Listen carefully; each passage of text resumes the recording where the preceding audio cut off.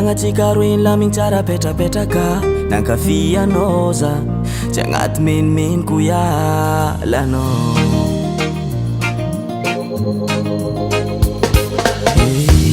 Natoky anao za satria korangatsika roy lamigny tsara petrapetraka nankatianao za tsy agnaty menimeniko iala. Tato faranao niovana matiky palto natonanao foko kolera joby nivadiky mena anao nagnova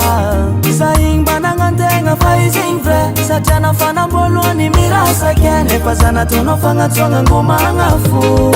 za tsy nefitry fa hoe diso fitiana mianao za nefa za fadila nagnantegna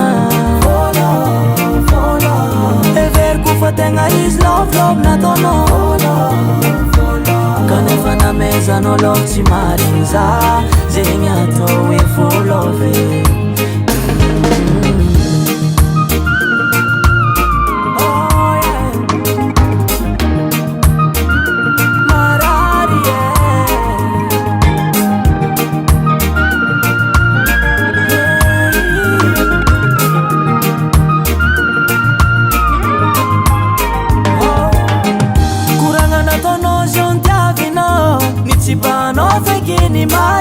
Lovtsika roy igny nataonao paston karaha ataony labota fitra agnatiko maty zao anao mafaty olo ketraka nialanao tampoko tato faranao niovana matiky palto natonanao foko kolera joby nivadiky mena anao nagnova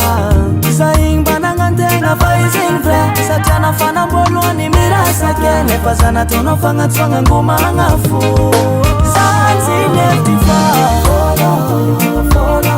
hoe diso fitiana mianao za nefa za fadila nagnantegna everiko fa tegna izy lovolov nataonao kanefa namezanao lov tsy marigny za zegny atao hoe volove.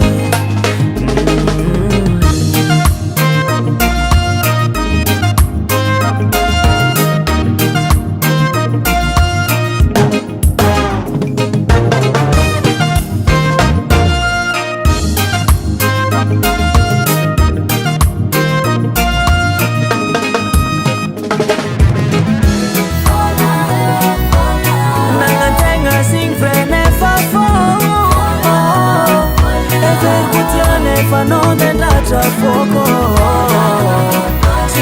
Sinaprisiko anao andeha vita zegny aminakay anao mpamono